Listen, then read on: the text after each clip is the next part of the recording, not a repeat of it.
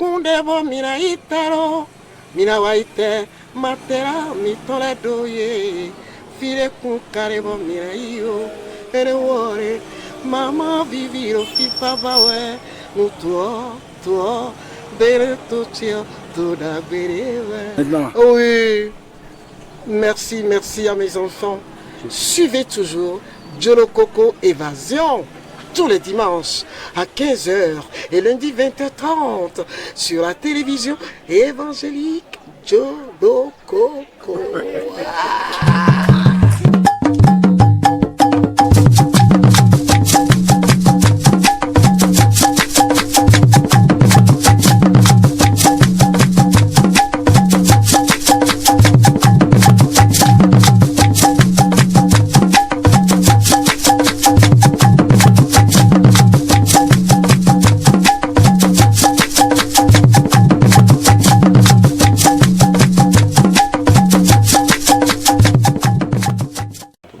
Chers téléspectateurs, bonjour et bienvenue sur Jolo Coco Évasion. Nous bénissons le nom de l'Éternel, lui qui nous a permis de nous retrouver parmi les vivants aujourd'hui. Ce n'est pas un droit, ni un devoir de la part du Seigneur, mais c'est tout simplement par sa grâce. Et c'est pour cela, moi je me prosterne ce matin pour lui dire merci au nom de nous tous pour cette grâce qu'il nous accorde tous les jours de notre vie. Qu'il en soit toujours ainsi. Aujourd'hui donc sur votre émission Jolo Coco Évasion, mesdames et messieurs, nous allons aborder nos différentes rubriques que vous connaissez très bien. Nous prenons télé évangélique dans dokuno mibrado minikudo le wele le kudo mepikon et puis mina dokuno akuno beroto e mavo holo bi kuyo e so lo mi puro gbe boy rien lemido beteru belemio e ino tro mi to ya kai no danda me no ini ya Tura mettre mede jomie to tu ponwe do gegede bo sin hu mi dele chobo me la itono kapa me la itono azozanji me la itono ku ete mi dele to no mai jomie to tu ya hu mi do kure trala bo le volo ku do do dino na mi azanga bediga do welel bi ku no kakaje kan me ena wa yiro mi do hu mi la yiwa mi to e Jolo Coco egbe to je bona do ku mi kaka mo mais vous biqui vous bien bidé biqui nous est na joro nous est dit mais là mon sang dit nous content mais là dit trop attaque comme il a dit tout de suite donc mesdames et messieurs nous abordons la rubrique attaque.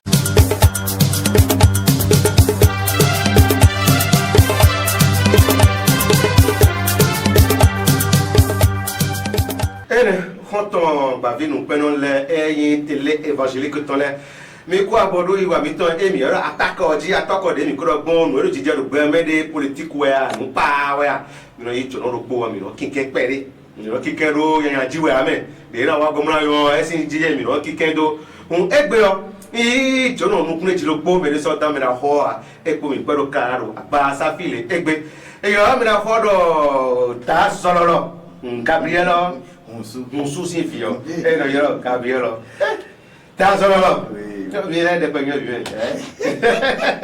Ahí no ya me gade. Ahí no ya. Ahí de du. Ahí de du. Ahí we ahí de wa, ahí de du.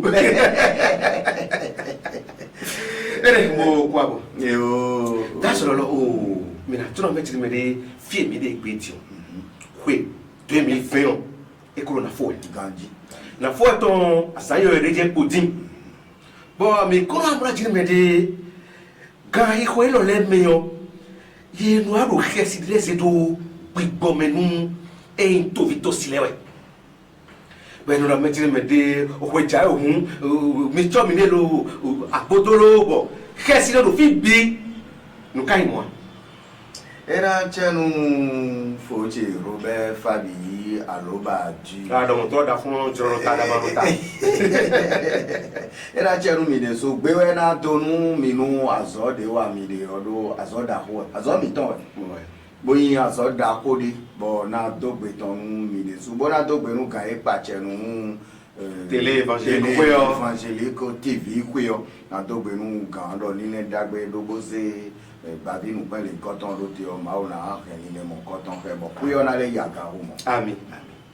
Ho emi do ho jo ho bon nous ene ka fon boru jijero to mi ton me tiyan e so pe ya bon nous mi pon kaka bondo jile yi wa do ho to me le o to vile hun iton je igbadun ji un etono je hiko jibo na do to si kwegbe de subona yi aso eton le me alo yi akimi alo boutique eton le me gbe wa nu e no wa bono mo kwe wa kwegbe na do to gbe wa lo inu golo e no do ti joji bobo ti kwegbe o kwe janfo kwe maro mere ba were kwe maro me ba do yan yan jine dagbe ba me do ede bo ma o ma dagbe to lo jire me di mina wa jia de me alo mina no me bodo mo no shame amo mi amoro kwero poro le o iron don eton wa bo we de nunu mi fli ganji o mi na siro idodo jire kwe oru na fo ebo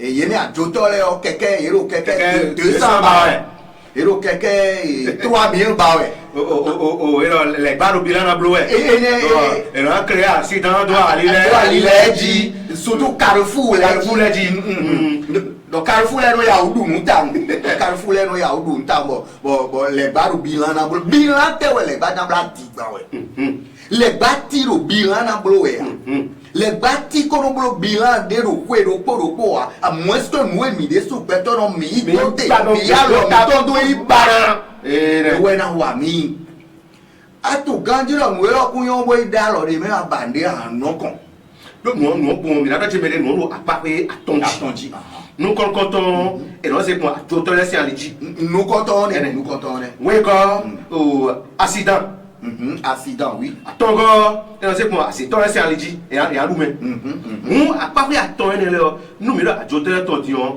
o fie mi de vidéo et nous mi lo ajote le ton ajori so njade mo de a do pepepe ajoja nu waji àmọ́ kan fi ko me do ko de we mi le tin ajoti sọ̀rọ̀ nu jawe ajodeko bi complet ajodeko mi ni do vérité ajodeko me mo da ide no do keke na ko jawe ta lo le me jo keke ko bubu e do mo comme le bi no be kesi bo me bi no be ajoti so mo ko bo e wi bo din e do me on do ni le ni abo mi ka se ni le on da mi de so no motive ajoto le bo ni do chajo mais si vous voulez nous dire ajoto de sora ajoja ko to de ije mo agbono to ga wa bo teki yo bi aga mo bo e ko ai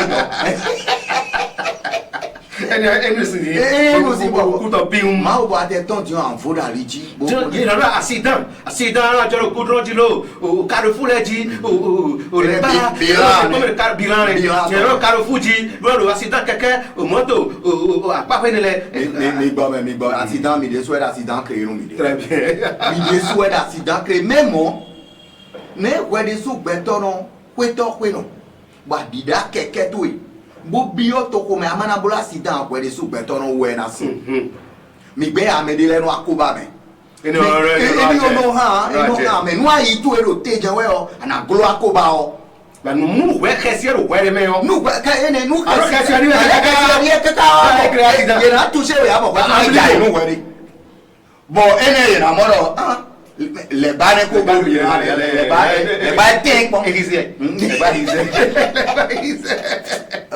do ho na do pe dire mi no mi de chopo ko ene amo no we re ai le ko jawe ko na fo bo na tasa ko je na tasa ko je be to bi je na tasa ko me bi je ka le tasa ko da me ti to me de ma o do numero ko sin gbeza ewe wa to le no tu bo e kazu bo e bro back anti accident alors anti société lo alors bo e ka gudro jo we na se back anti société alors anti accident do alors we no accident lo je me alors eno ebloti la de bono zero keke bono do contre accident akpɔfi eme ebloti la ŋu akpɔfi ebloti la ɔde ya nu de eyi bo do ebloti la ɔna ahwɛ tu wɔn bɔn gbɛ ka wɔn ti la di mo sɔgbe sɔrɔ kɛkɛ mɛ gbɔdɔ dɔ dzile mɛ de e contre accident mi woblo donc de edzule mi gbɔn ewɛ mi na zagbɛ ni tɔ bɔn alo ewɛ mi na kun kɛkɛ alo mɔto gbɔn gbedekpɔn mi zia yi mi tɔ dzonu ba o. ɛsɛ fili mi holo bonya lɛ ndawe yɔ eblo tita yɛ no kun bolo eblo contre accident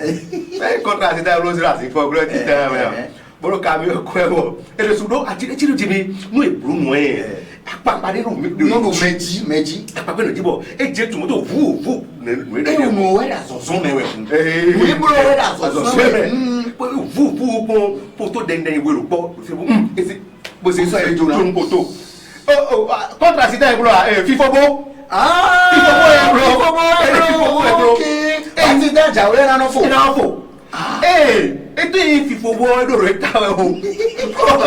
Et c'est les séjours au poteau le corps. Et dernier bon, mon tosin ta ou le bibi. A fo fibi e tcheni Jésus. A fo wen fibi zebo e wen. Bon, ouais, nous. Il y a ça pas pompier wa. Bon, ça pas pompier na. Et là, il est là, ouais, tant de fois de film. Et moi, ça encore mais il faut dire pas où. Il faut dire pas là, gourou et le pas pour film ou web ou de faire 10 heures. Et j'ai pas au même moment, mais quand mais quand il est ça va plus bien le temps. Quelqu'un est là tout film là pour. Moi te les clés ouais. Ouais. Bon, si 10 heures, le film, mais quand il y a 15 16 heures, Ça m'a dodo, oui. ça va être bon, film, il faut faire, parce que on est. Bon, oui, ça va, il est là, et là, il y a tant de madame, tout le film, il faut boire, moi. Il va vous conter, on est mis sur le. Il y a l'homme, il tombe au bar. Et non, Il faut boire, oui, nous. et non, le tas. Oui. Gawa, on y est, il est trop tard. Il faut le faire. Oui, il a sauvé ton. Nous, elle est à faux. Il regarde, et bah, Imagine quand on a donné tout filet d'Odile mais des soins notre chum et des choix au final qu'on nous met. Maoudou, les bas de dos, bilan de boulot, Mao casse mais do filet de Nibolo, des Tibobo, mais des soins qu'à créer, mais Mao m'a tout fait faux de Misia et Miton Tonou, Mao, Bobo, Quéro, et Ganfo, mais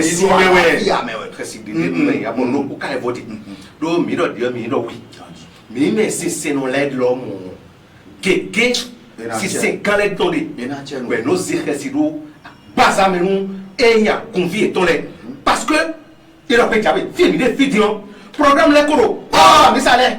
Au programme de délivrance, au lavage de pieds. Mais il y a quelqu'un de câble et dans ces fins, dans le plafond, maintenant, vous n'avez pas croyé ainsi, mais vous nous croyez, il y a monté dans sa peau, il y a un programme de délivrance. Le fil coblade, c'est ton coblade de l'eau, il y a un caca,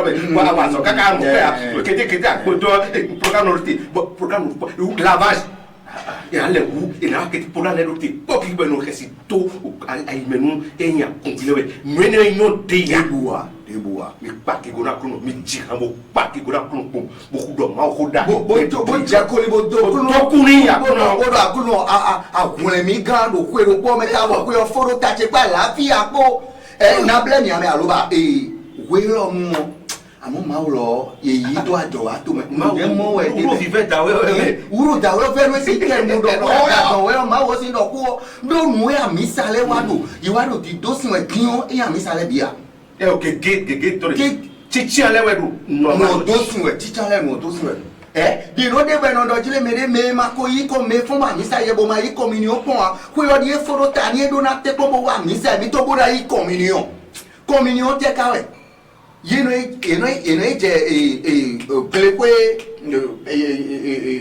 Glewe, I call Bonu, Seme, one hopper, I want to carry on.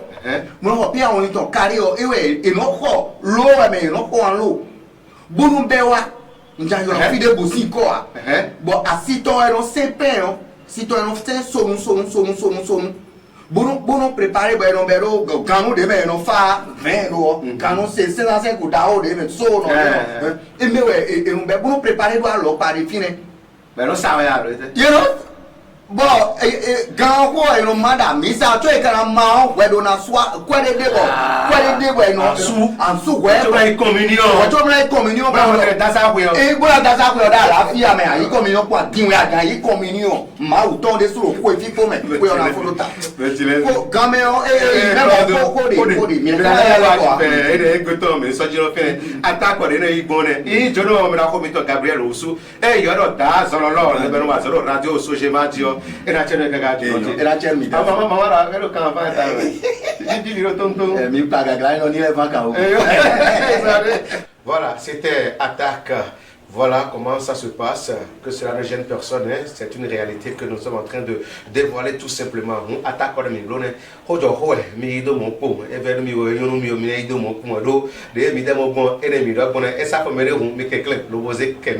mais quand si attaque Dieu, mina dévotion dit non vision non vignon, dévotion et béton et de bien kaja ana morochire mede de lede lobo nya gun fidèle lobo nous était la misa home a morochire mede no lo ma o vodo fine ma o vi vodo fine si c'est vi vodo fine amonu e da sa pokan eyin a misa hoyoton et non là mon kweto aro pade vous non ma carré ma kame egbe mi bo pon ha mi novi sun novi nyon le tout de suite dans la rubrique dévotion sur rubrique pourquoi ça eh bien nous allons parler de ces fidèles qui ont un bon comportement à l'église mais une fois hors de l'église on retrouve toute une autre personne.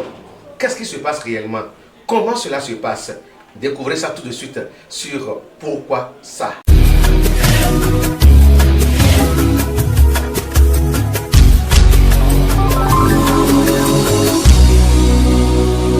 Voilà, chers téléspectateurs, chers fidèles d'église, il y a un comportement que nous notons aujourd'hui, eh bien, parmi les fidèles, les soi-disant fidèles de l'église. Nous devons remarquer qu'il y a un comportement qui ressemble un tant soit peu à de l'hypocrisie. Comment cela se passe? Lorsque vous faites une entrée dans une église, dans une congrégation religieuse, vous allez remarquer que tout le monde est pieux. Tout le monde est fidèle, tout le monde est sérieux. On note un sérieux du jamais vu. Même lorsque les fidèles sont assis, vous allez les voir, vous avez l'impression que ça c'est de bons fidèles, ça c'est de bons enfants de Dieu.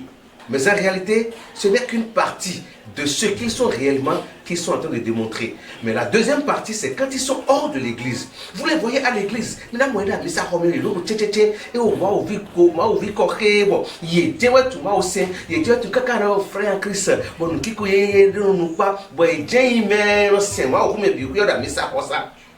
À mon nom, quand il y a mis ça comme ça, comportement a changé. Bon, mais là, quand il y a mis beaucoup de wallons, les bois.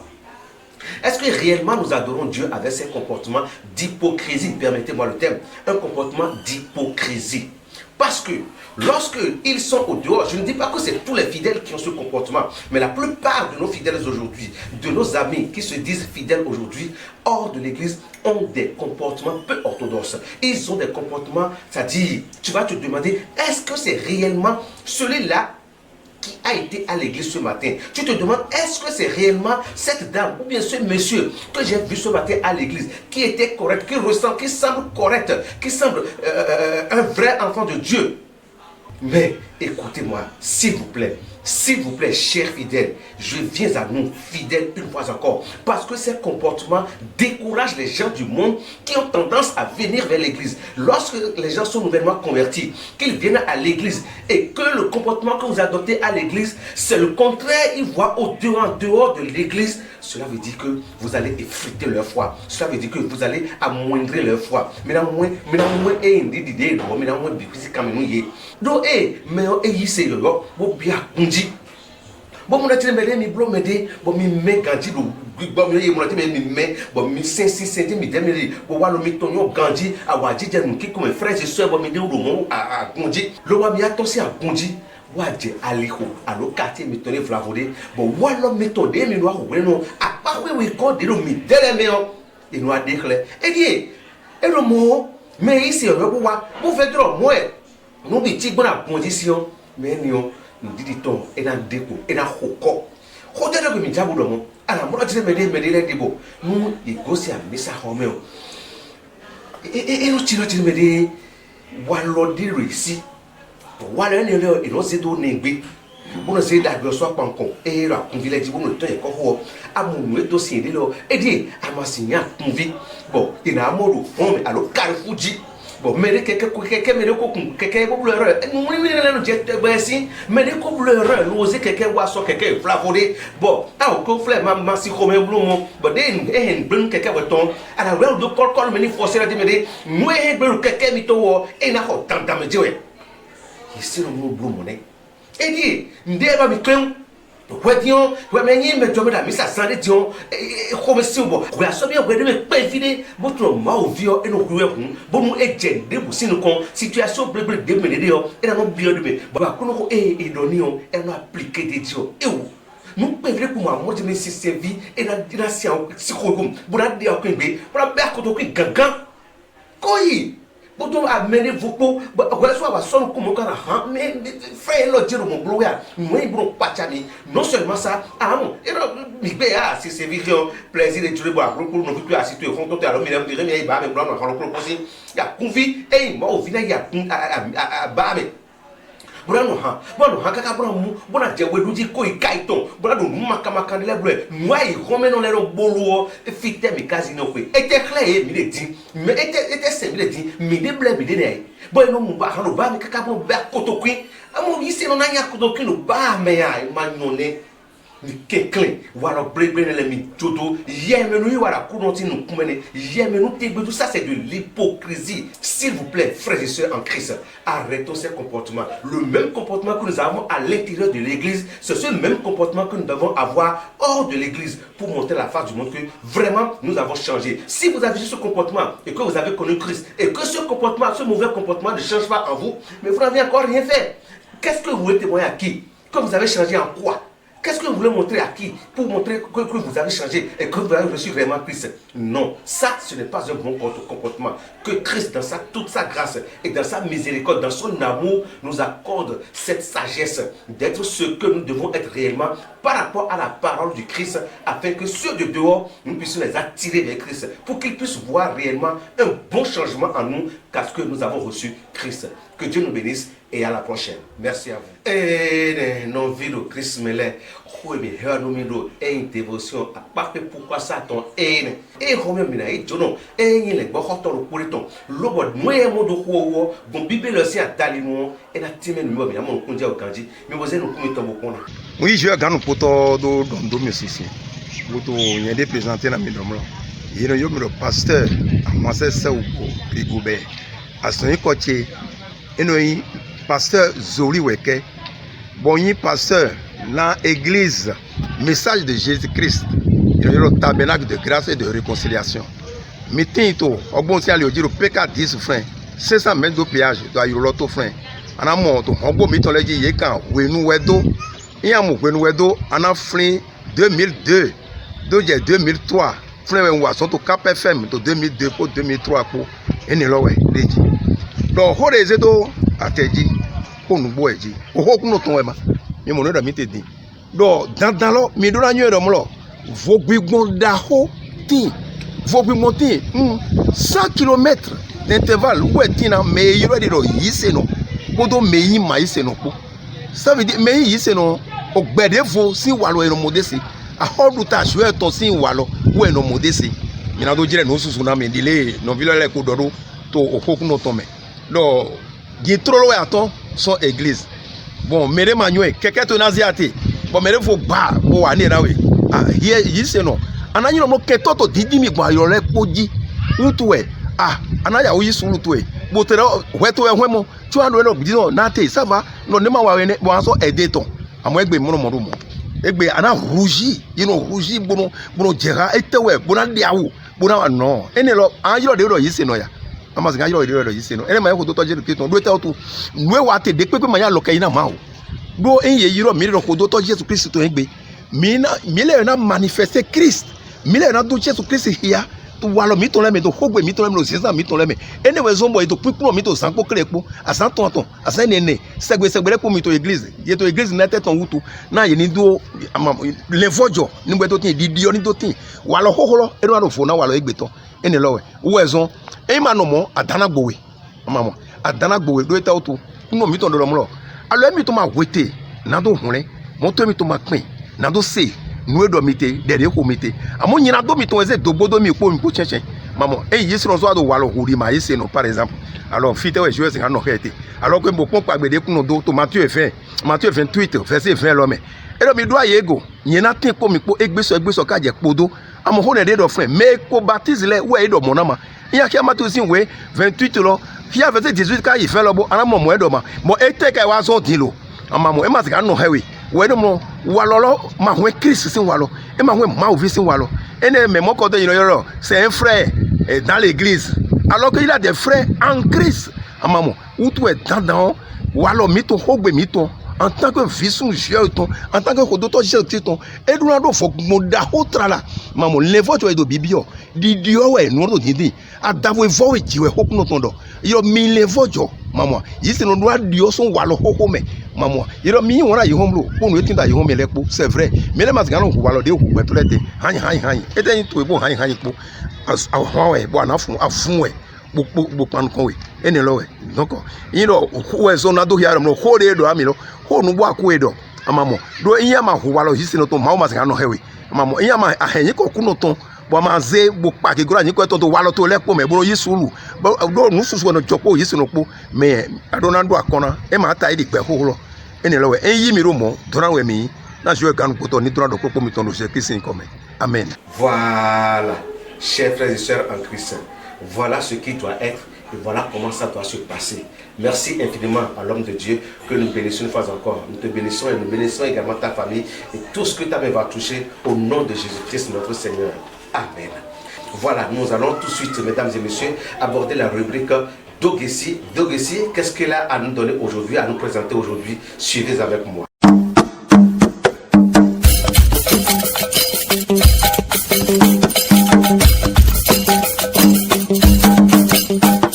Chers amis de la rubrique Découverte, bonjour et bienvenue sur cette rubrique qui doit certainement vous intéresser. Mesdames et messieurs, vous savez qu'il y a quelques jours au Bénin, nous avons fêté une fête nationale. Cette commémoration a donné cours et libre chantier à beaucoup de choses dans le monde spirituel traditionnel et qui aujourd'hui peut-être ont permis à des gens de nouer des alliances sans qu'ils ne le sachent et sans qu'ils ne le veulent, d'une manière ou d'une autre. Alors, la suite de ces événements, la suite de ces alliances, personne ne le sait. Ça peut rejaillir sur des années et sur des générations sans qu'on s'en rende compte. Et du coup, quand le temps viendra et que nos enfants qui ne savaient rien de cette alliance ou de ces alliances que les parents ont eu à faire en cette période de fête de vaudou dont on prône aujourd'hui, auront des difficultés à sortir la tête de cette vie. Ils auront des difficultés à réussir leur projet. Alors, pour cela, nous allons définir ce que c'est qu'une alliance. Une alliance démoniaque, je dirais, ou traditionnelle. Mesdames et messieurs, tenez-vous tranquilles.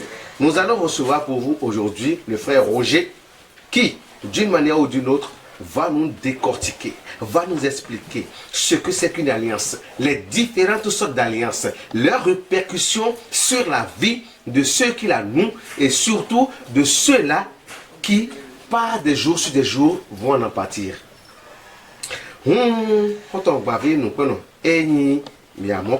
découverte en l'air dans le micro, on a vidéo mais nous prenons le béné pour me tondi. Le voyant il y a vaudou. Et nous nous n'avons pas nous m'aider. Quand nous disons m'aider, nous n'avons pas m'aider. Vaudou quoi mais zéro téné au bénéfice nous bénéfice nous. Ndela dit. Allez nous alors parler de. Bon mais nous ne s'y t'aimer. Mais nous quoi tomber. Oh ton ça glé ton me glé taille ton. Le boudou que mon quand on parler ben vous vaudou et vous bon vaudou et vous awane vous nous les bureaux mino quoi doué midi pepe nous e caro medu penye gudo mi motona awane ene de yawo ale nu de yawo akotua kokore no de yawo bo de yawo agbo flavo de yawo ale nu de anu we de sunu akotua lo ale nu ne le so mais nous adapa de le do ale nu le sikan lo bo so asuo enu ahonha mi de sunu so asuo no me a bravo me a gosin ai kuma di fise ado zanu mi bo ale nu ene de mi ma dapa ton mi ma de apawa enu ado zinzido vi mi ton le di vivu mi ton le di vitikli vim baba mi ton le bi kweji bo eze kakara so ye bo no golo ye zego gora so ye bo golo ye gba mi sa ho do bere kun ma fi obi kweji to bo golo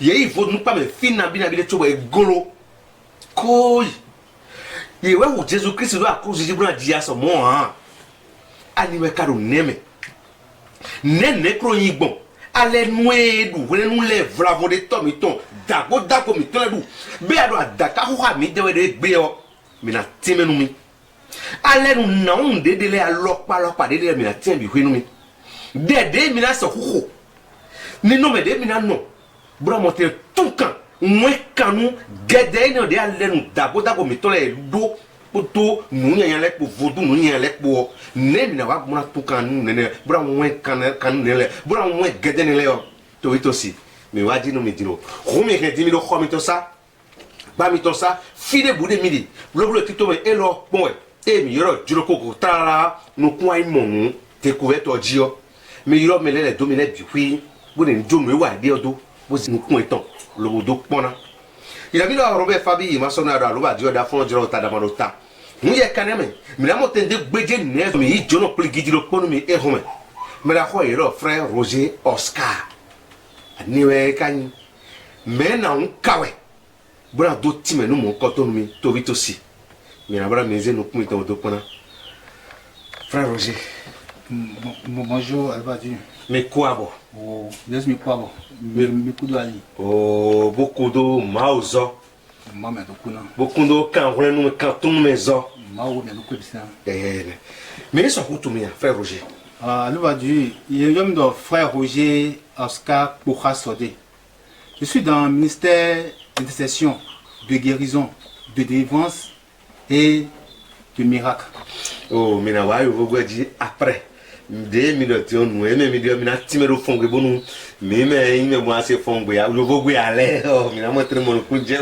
Na ndo na zinde khemi pon. Do ma u na mi jojede. Bo non deme. Nous quand tout nous met pour azorengbo bigbo me pour me gedede kokobla ina moins gede kakakani et ne si aliju emide pour mausi honpo na chere me kaka frère Roger Oscar mina do pono me chere mi do sande jino alendele do mi no bala mi no chakana e matre mi de sunu tandamea to mi to flavori no mi to flavori ale no alo padere be no yi dago mi ton alo renu mi ton me do ale nde flavori bo fie mi de ba de dire no do bi be me on e no do kun ko ha vi gege o de gbe mi ka ton fie ko be se mi ka ton de ngbon mi na ti me no mi ale no nabi e kade ale no le de o wa na hu tito me na zerote o kante mi na ho bro do mwe kan ale no ne bo vie do bo ale no ne le bra do igbe hon gbe o e da mo tre mo kan to mo na mo fi bro present to me ale no alopa na bi e kare vraiment ya chemitan Albadi do ko lo ko pataki de indo yimaka timea ina mun kunjemea do yedo ale no kan chicha ha bigbo zimbu metonde esinyi medopo esinyi togunde esinyi famide esinyi pipe medeton bo ye do kanti tiane ha zimbule bo kanti tiane noa nu bero bezan yetome endo mize kanti tiane o minanze do pour wejiwe e de kanti tiade wade sous ado joto tu chao bezanto mea et de alliance involontaire et ne jomet aussi donc rem de me akojode bo rem wene yeko kanti chade ha si voulez ha vodunde kabi yeko chao ha vodunde bo fodune diwe rem on jijon bo rem me we ajode o so bo ndo bia yi joto et on peut y souder y do renoume et bien que y zedo vodon si à l'homme do vodi vodi je renoume dijon bon vodon do souder renoume non yina ouais quand tu as et le fine et le tokwe et le nopwe quand tu as dit bon wenu adoko no to do pana vodune do boye tu dijon ané vodun qui est assis au quand tu as néon et voici toujours mais nkode ani nkode miminoni egbedo yen pour asode un nkone to gbo ti de we nkone un soit si fa dai soit et mon vodouné soit et c'est encore ni bonus encore bon ni ouais gain quoi ni mais on soit et y quoi ni bobo y bon quoi ni bien et y gain quoi ni mais on et non sans vodouné sous popo et non y sous de bon moi ah quoi des idiot et ouais d'agbader nous mi bon donc ouais encore dodo ouais ni famille bon et ben je me dis mieux y quoi ni les quoi ni mais on d'agbader y en demain donc ouais ton nom y des non sans bon ou non aucun mais donc quand tu as un cognant et ben dion midi on cognait et le mieux il va dire il y a sinon rodomi quand tu as alors panier nous un peu par exemple et nous on boyon ba dipo et nous on boy à sommet en moisoa et nous on boy à ton quoi quand le noir ouais quand tu as alors un jour mi tombe si noir ouais donc c'est les alliances involontaires il est catine bon tu mi tombe si nous bon mi de souhait bagnele et le mais c'est bien quand tu as son premier coton alliance démoniaque par le sexe when we ai peka sunde kabi ai peka nyunde donc quand on connaît mieux ne ouais bibudo lo sun ku yunko ye ko ina ndo po bi bo me hu e basa si moi donc elle fait me ya mo mais when we gan ko ye do ko ko ni on ye no ndo po ni ndo po bon donc when we sun we no e do tanyaka attendre bazin to me bon non c'est tanyaka do ko bazin to me bon ye ko dire pe do po when we vis gan ko sun non dessiné on quand tu tanyaka de na ye to me on non c'est nous to when we est conscient trop léo et yo tanyaka ato nous sommes ato parce que conscient trop na mi on bojo do ali do no mo pipe nyaka do bezen to me mais agbasale on s'en dire ils vont ton yecha when we ato fine o va pe sunde nyon de defo en va don tanyaka no bio présente me when we tanyaka le e no gbo nyon wan bo e pe tewe do présente me ils non ko dire buzo po oni nopo ne dion e je sun don bio présente me di mando anyopon e o tanyaka de do présente me wo sun don e on alo sun sepo we ide yo susu e ye ka pe konukun opo e bi je alezun bigbonyaka si avant vous c'est que tu es des démons tu es possédé vous démons donc et don sun si akayin bo tanyaka ne pe tene do présente me e no do de bu ne to po manje non do présente me di bon anje yon baji anje bon ma ba e mi ye si e o abatre ba e so ro go do to be ye to présente re jawone wono e de pe kande nu kun opo o su alezu gbonyan kan sin asoavi dignon nu kai mo no e volavo ale no e kanticha kodo sunu po no ko sin alinu e ado mo we no alote mi so hudo na de te mi so huho wiwa te mi so huzan nínú me te mi so huno bra mo te nwe kanu mo konton atata ton we yo minam voilà non visu non vignon mais ne suis pas zito mi ton sera bozi no ku mi ton sena noé legba et le tito sin hak bezam mi tomele mule dine frère Roger et la chenwe. Merci infiniment frère Roger pour ces éclaircissements que tu viens de nous aborder. C'est le premier numéro. La prochaine émission, nous allons venir sur le deuxième numéro de cette rubrique Togessi. Merci à vous et s'il vous plaît, prenez ça au sérieux et vous allez réussir dans votre vie. Amen. Et que Dieu nous bénisse. Merci à vous. On vit sur nos vies, on vit wa devoji. Et là, il y a do ho wenu ay hunde te alati piston vlavo ezianu mirebe mais bon quand nous allons retrouver tout de suite alati piston. Encore sous la bine voici alati piston pour nous introduire dans la rubrique ho wenu, un ancien jeu. Qu'est-ce qu'il a proposé aujourd'hui? Suivons tous ensemble.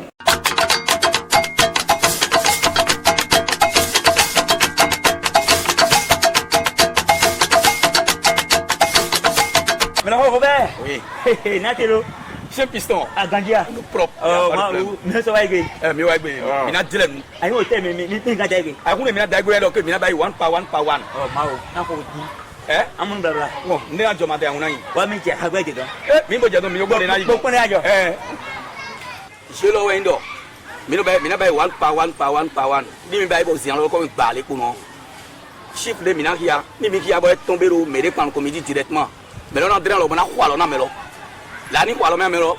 Bon, melo, ni quoi, tout le temps, bon, melo, m'a raté. On va quoi, ni melo raté, obé, ni l'autre, mais que Mina reprend jeu à 0. Donc, des jeux, non, ils vont. Bien. Dis, des jeux, ils vont, mais là, on va. Et donc, on est à Covid, et bien, naï, N. Awo, Robert, tu le prends, il y a un chaton.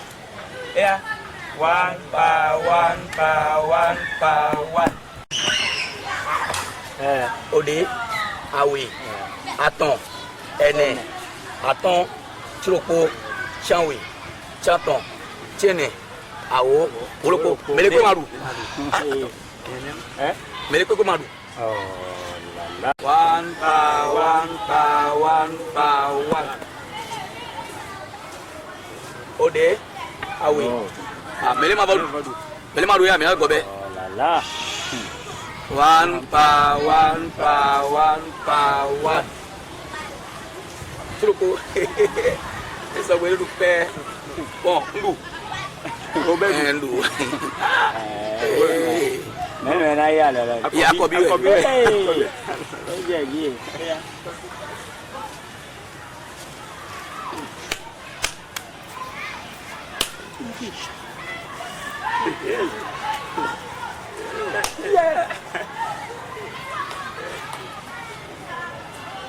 Jadi.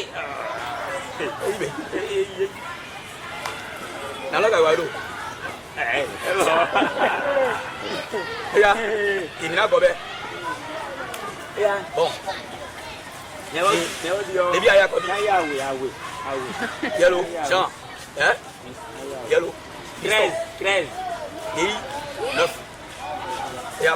One par one. 7.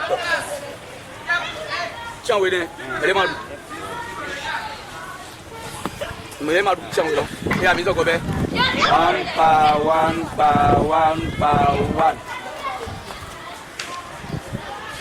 Tupo. Melema du. Ya gobe. One par one.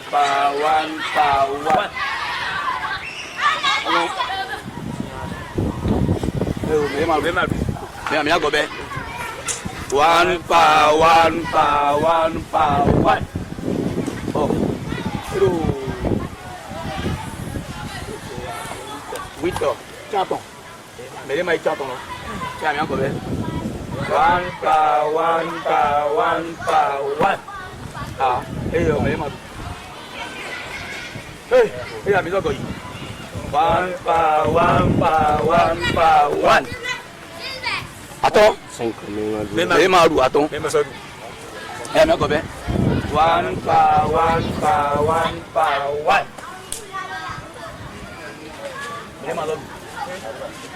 Eh, mais gobe. Mais Marou. One par one. Mais Marou. Mais caméra gagne fi. Betul. Nyana gaya ja. Ya, betul gobe. Nyana gaya. One par one. E ma so gbede nu. Eh, so wa. Ni 13 ni. 13 ayi a. E so gbe mo, 13 mo. E so gbe. Jama, adu alo me. Adu. Jama, adu alo me. Te alo me. Ní ètò ndé pé bá ta meton ni no pé du alo to àwọn nji du bonu si ndé me. E je go. Voilà. Agosulami Wassi. Piston. Merci beaucoup. Merci. Non vie, mais voilà, je me dis, aïe, on est les deux pour ni nous bon les nous ton et nous là dans pour moi nous des mieux mais dans notre yeso mais les points on des so mais des milliards nous bon nous compte numéro ouais nous miro pas yo nous je ne vous ah oui ouais là donc quoi vous mettez le quoi vous mettez John John mettez le mais plawana et quand il y a un kéréa nous ho si nous promets si nous ouais nous connaît vlafodé ouais ouais de nous vlafodé des na plan nous mais des boudo ni camera ya donc quand et nous défiler de écran dio bon mais là kaka on a filmé des non groupe ouais nous koya nous tito me de ouais ho si nous promets tito me de bois mi ga mi yiro mi na bona filé bi hui bona zero toji bona na neme de volena bena chen mi kaka wasi merci beaucoup e mi na e yo mi to e ra Aziza tu no mettre le mele na ho immaculé quelqu'un e yan wi to mi ton cadre mi ton e wa je no ilo poji no e ni de e je ton susu e je ha bi hwe se no e ze no e ni o kwene no susu te kawe hansi no mi to pliki di lo po e lo be si jonjo ja to me a wole vous mettre ton kaka be do po e ko video gbe do ko ni o gbe odi o agbaze asene o akuno be to e he gbangban kaka de fie gbe lo no e nu pro me e no ye no do han to le mi o e hen to kanji no ye si han le sobo bene to mi ton kuro fifa di kaka je egbe no e na un kawe e manipuler quelqu'un 4 mi ton e mo e na to mettre be susu da ko le se no yo ben jeji bonya yele wuli no e te kawe c'est nous côté fona na don ko to nu ya sande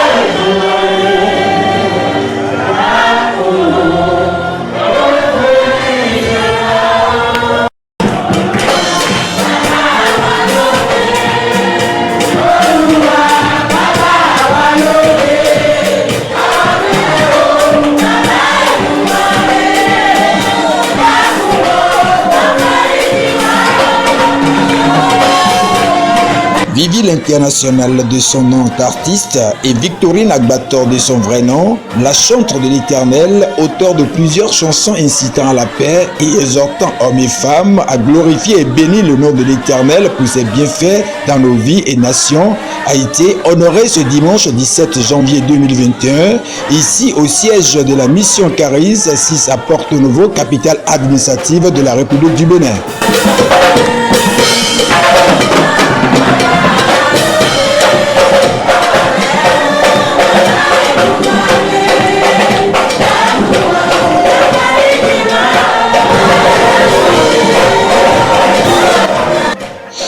Riche en chants de louange et d'adoration, entrecoupé d'intenses moments de prière, le présent culte, initié par le prophète Isaac Judas, fondateur de la mission Caris au Bénin, vise à reconnaître les mérites de cette icône de la musique béninoise à qui le Tout-Puissant a accordé une grâce particulière, à en croire les dires de l'homme de Dieu.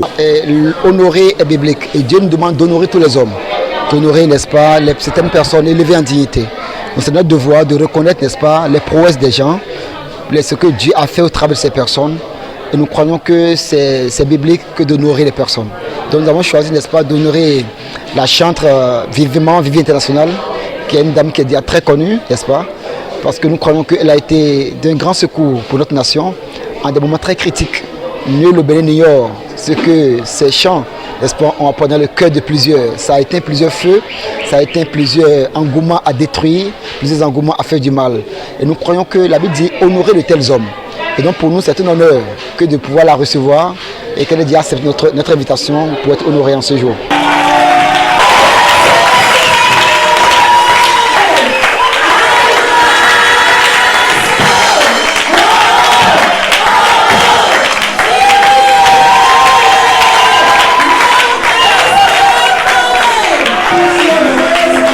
Au cours de sa prédication qu'il a intitulée La loi de l'honneur, l'orateur du jour a dans son message au peuple de Dieu du temple de Dowa de cette dénomination expliqué les conditions à remplir pour être honoré ainsi que les différents avantages qui en découlent pour ceux qui s'y adonnent. Honorer quelqu'un, c'est respecter la place que Dieu lui a donnée. Il y a des sions, il y a beaucoup de personnes. Maintenant, ce qu'on dit, il y a un vrai problème. Il y a tout plein de parce qu'ils vont à l'école avec une personne. Ils ont fait les bons ensemble. Ils ont grandi ensemble. Ils ont habité dans le même quartier ensemble.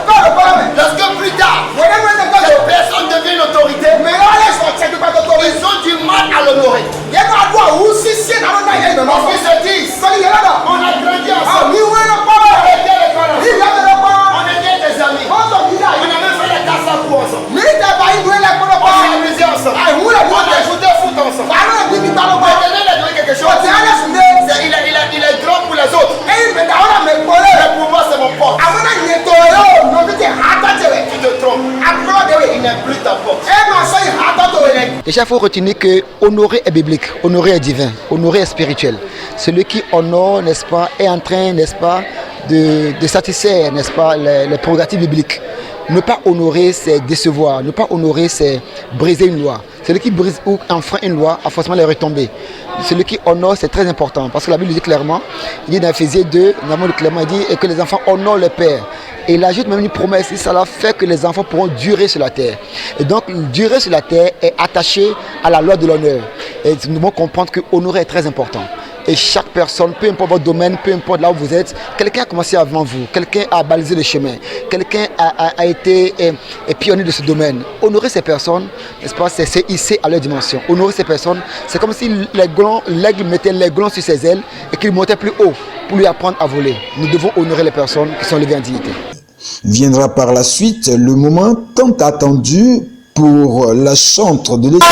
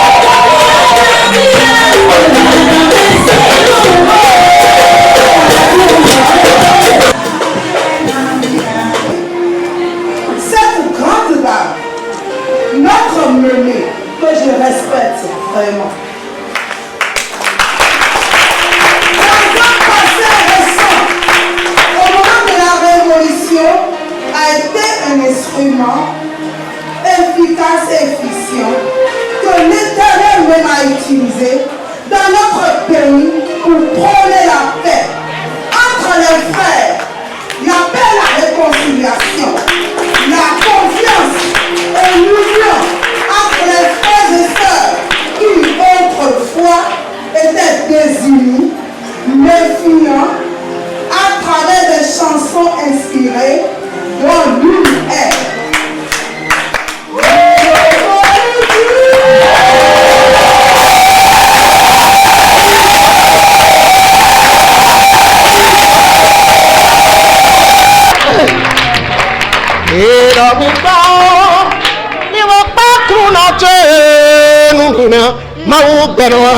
Susura jakaye Mara yikwape Boya kwamba so kwa lusi Bobo kambia kwa borofite wa bitwete Urafa kwa tombo Boa efo soyotome Hena wafama Tout d'abord, je dis merci à l'Éternel, grand du grand roi. Sans lui, rien ne peut se faire. C'est sa volonté de dire aujourd'hui, bon, vive soit avec vous, sois honoré. Et encore parce quoi? Et la façon de donner, la façon de parler, c'est mieux, bon, que la présence de l'homme. Comment tu es devant l'homme, bon, tout ça là. Caris, que Dieu le bénisse. Amen. L'humilité précède la gloire. Il est béni. Amen. Merci, merci Seigneur. Dieu, ton enfant Caris, il est là. Tu le vois, tout dont il a besoin, il faut le procurer. Amen. Il faut lui donner tout. Amen. Que l'immensité soit sa gloire. Amen. Amen. Parce que je viendrai tout à l'heure, je reviendrai là encore pour des mariages, pour des... Dieu l'a élevé, Dieu est seul à le respecter.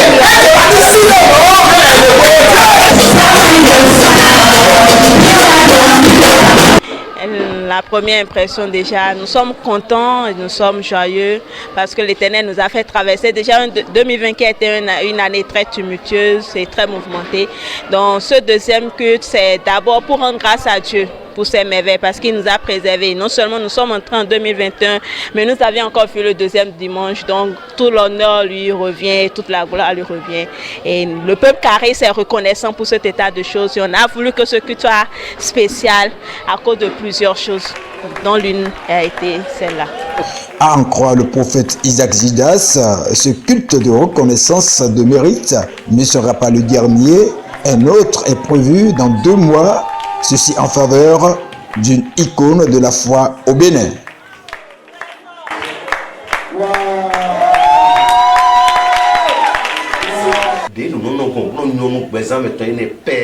No yo mi resu ma zeno kumito di momona e je haro susu mon konton yiri no na ye meyin hasino e no ji fifa si han e no ji ma o hamo pa ki gonu ma o leo e su dino boden ni sisu ni no yiri no zenu ye bunu yiri mo tele do ilo mo ni mo vivi ni mo vivi pere bula mo mulo tebe no e wa mi de bunu no to e bunu ma o zeda gawo yo no e ni mi do na tele do no bura le gbe kan e bura don do pe fu jojoja e ro han de to e ti mo ro han ji wele o hoya mi gbe amo ha mi to le me te piparo ko mo wo mi no de dime ha e na ko nto lo bra de me do ale ji bona wo to kan do fifa ro to mi on no e ba mi e mi de le e ne to pe fu jojoja le mi wo zai hado bu pon no yo sin ti to me bu pon de ne igbon bu so aso e na pa ke go mo nko to mi lo lomo donc nous remercions sincèrement Immaculée Quelqu'un de nous avoir ramené ces images.